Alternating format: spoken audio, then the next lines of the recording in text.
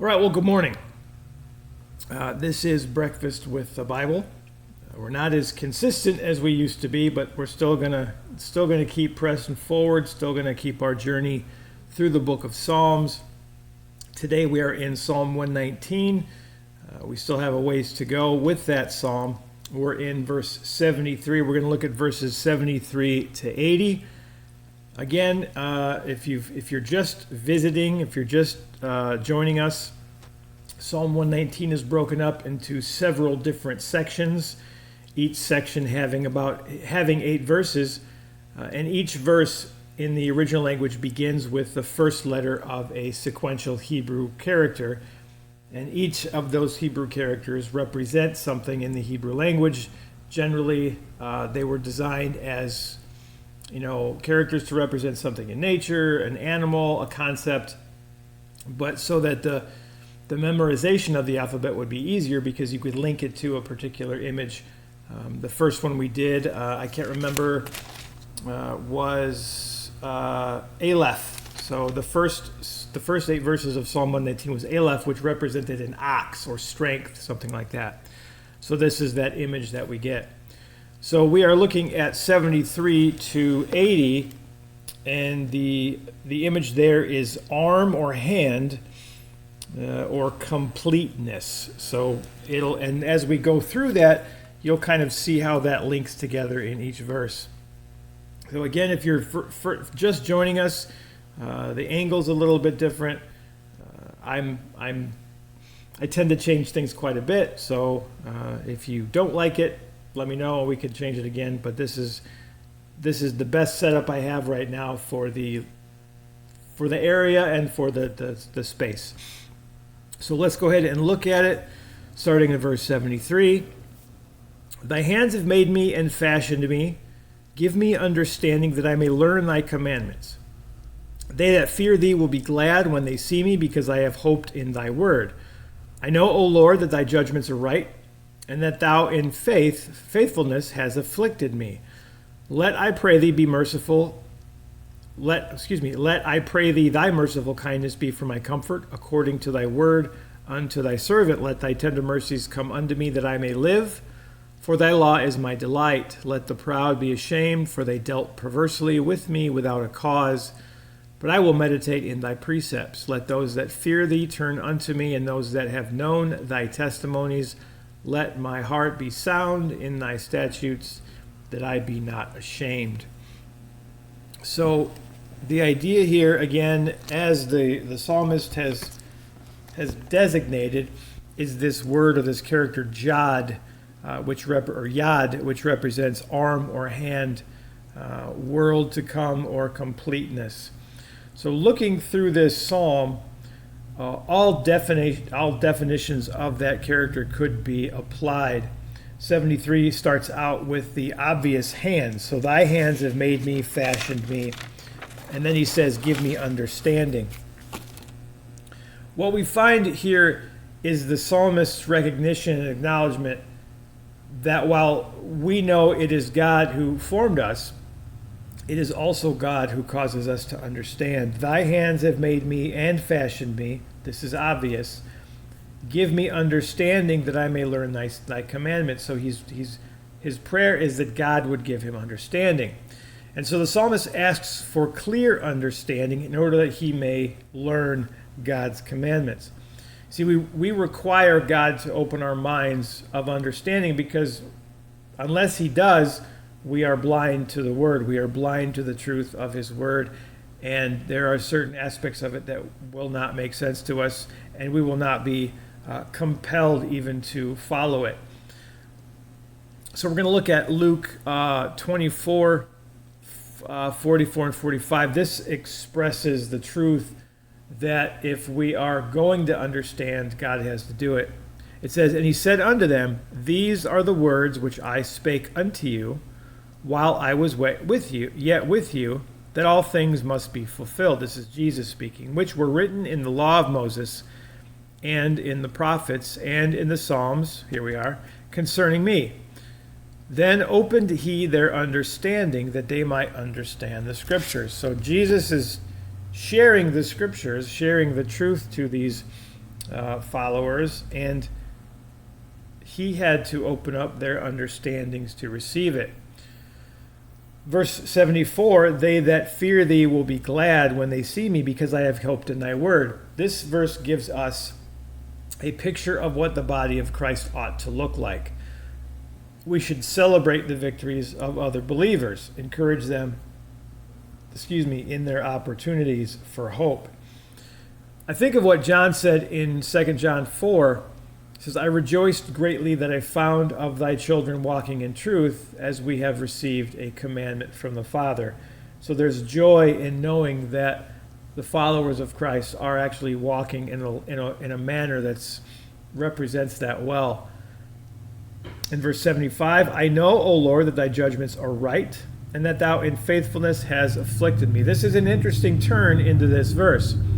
We find a profound perspective that is great potential for peace.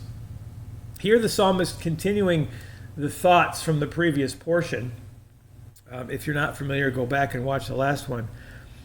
He approaches the affliction he faced by the hand of the Lord with great humility. Instead of a woe is me, the psalmist is willing to embrace the affliction and knowing that it is either permitted or caused by the Lord, and it came from the faithful hand of God. If we would be willing to approach our troubles with the absolute confidence in God's faithfulness, regardless of where that affliction or that trouble came from, it would intensely affect our level of joy and peace. Verse 76, let, I pray thee, thy merciful kindness be for comfort, according to thy word unto thy servant. God is faithful. With his hand of affliction and discipline, he is not without making available to us the mercy, the kindness, and the comfort. He does afflict us. He does cause us to be troubled, or even allows us to be troubled for the intent of bringing us back to right relationship, kind of centering our compass, if you will. I'm reminded of what David said in Psalm 23, thy rod and thy staff, they comfort me. The rod and the staff was generally used in shepherding as sometimes a pull you back into the flock kind of thing, or even administer some discipline. And David, the psalmist, for that says, I'm comforted by that. We know that comfort in that area comes from the fact that we are disciplined because we are the children of God. There is indeed comfort in the affliction that God allows or even causes. Listen to what the writer of Hebrews says in Hebrews 12, 5 to 11. My notes tell me to turn to it because I didn't write it down. Hebrews 12, 5 to 11. Here we are. Let's see. It says, and you have forgotten the exhortation which speaketh unto you as children. My son, despise not thou the chastening of the Lord, nor faint when thou art rebuked of him. For whom the Lord loveth, he chasteneth, or disciplines, and scourgeth every son whom he receiveth. Even if you endure chastening or discipline, God deals with you as with sons. For what son is he whom the Father disciplines not? I'm not going to go next door and discipline my neighbor's kids. But if you be without chastisement or discipline, whereof all are partakers, then you are bastards and not sons. He's saying if you're not being disciplined by the Lord, it's a good possibility that you don't belong to him. Furthermore, we have had fathers of our flesh, our biological fathers or our adopted fathers or the man of the house or whatever, which corrected us, and we gave them reverence. We should have anyway. We were disciplined by the authority in our home, and in that there was in turn there should have been a reverence. And when I was growing up, the statement "wait till your father gets home" really, really meant something. Today, I don't see it being as much, and there's a lot of different, I think, things that kind of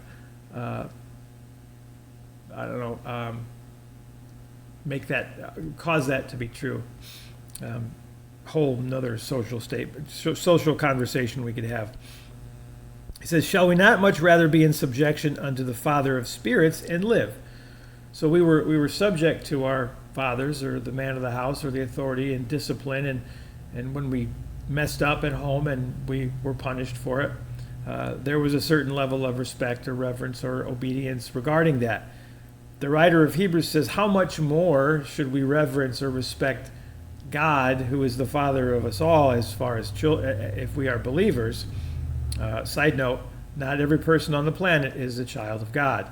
We are made in the image of God, but only those who put their faith and trust in Jesus Christ and are born again are in fact children of God. There's a solid distinction, and make sure we know that, we understand that. For they verily for a few days chastised us after their own pleasure, but he for our profit. So our father was upset, he disciplined us, and then so on. But God disciplines us for our benefit, that we might be partakers of his holiness. Now no chastening or no discipline for the present seems to be joyous, but grievous. Nevertheless, afterward it yields the peaceable fruit of righteousness unto them which are exercised thereby. There is something to be earned and something to be gained from allowing God to administer discipline to his children who mess up. God's affliction in a way reassures us that we are in fact his children. So there's comfort there as well. In verse 77, he says, let thy tender mercies come unto me that I may live, for thy law is my delight. The psalmist pleads for the Lord's tender mercies. He acknowledges that there is no life without them. Remember Lamentations, it is of the Lord's mercies that we are not consumed. But the psalmist here is not simply speaking of life as it pertains to not dying, but life abundantly. We can see this by the rest of the statement. For thy law is my delight.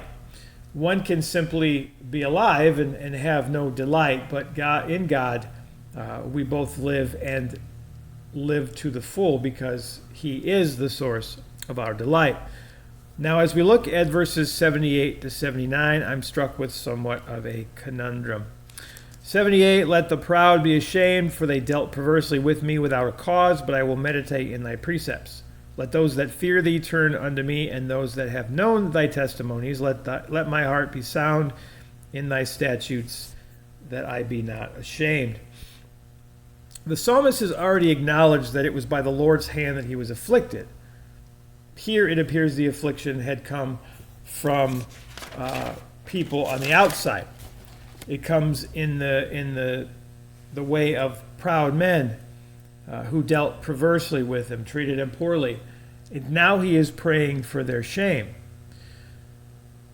What is interesting to me here, and in the flesh would appear to be unfair, but God's ways are higher than our ways, is that God permitted men to treat the psalmist poorly as an act of affliction, yet will still hold them accountable for their actions.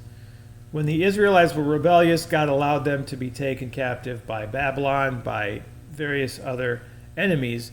Yet when they were freed, those enemies still had to suffer for their deeds. It's a hard truth, but it's a truth nonetheless. See, we are not robots. We are not. We don't do everything by control of God. So this is such a deep well of statement. But we are not, God is in control, but we are not under his control. Maybe that's not the right way to say it. He allows things to happen. He's got the ability, because he's sovereign, to understand that Jesus had to die. Before the foundations of the world, Jesus made a commitment that he would die for the sins of humanity. But God allowed Judas to be the hand that betrayed him, to lead him to that cross. And yet Judas still paid for it. God sees the end from the beginning because he exists in one moment. There's no time whatsoever. So every moment of human existence is God's right now. So God sees it all in an instant. and so is able to arrange what he needs accomplished in a way that lines up with the way things are going to happen here. And there's still no mind on the earth that can comprehend it to the full, which is a good thing, because if anybody, okay, this is how I say it. If I could understand everything about God, God would not be that impressive. So there must be things that we don't comprehend. There must be things that we don't understand. So let the proud be ashamed. Let the ones that God allowed to afflict me, because I needed affliction, still pay the penalty. And they will, because that's the way God works. There is none innocent. Dealt perversely with me without cause. So they didn't even have a reason horizontally. God used that to create discipline in this psalmist's life. But I will meditate in thy precepts. Let those that fear thee turn unto me, and those that have known thy testimonies. Let my heart be sound, or let my heart be blameless in thy statutes, that I be not ashamed. So let this act, let this allowance of affliction under the label of discipline, do what it's supposed to do, that I be sound in heart, heart be sound in statutes, and not ashamed. So the psalmist, this is a great psalm in its entirety, and it's a great psalm in its broken up pieces, and it's so deep. And so if you get a chance, go back and watch some of the previous ones. I invite you. And like I generally say, always leave a comment. Always tell me if you like it or if you don't. Tell me if I missed something. Tell me if there's something you didn't understand. I like the open dialogue, even though it doesn't quite happen very often. So that's Psalm 119, 73 to 80, and then we're gonna jump into the next one, Lord willing, whenever we get to it. So thank you for watching. Like, subscribe, share, do those things you do, and we'll catch you next time. Thank you, and God bless.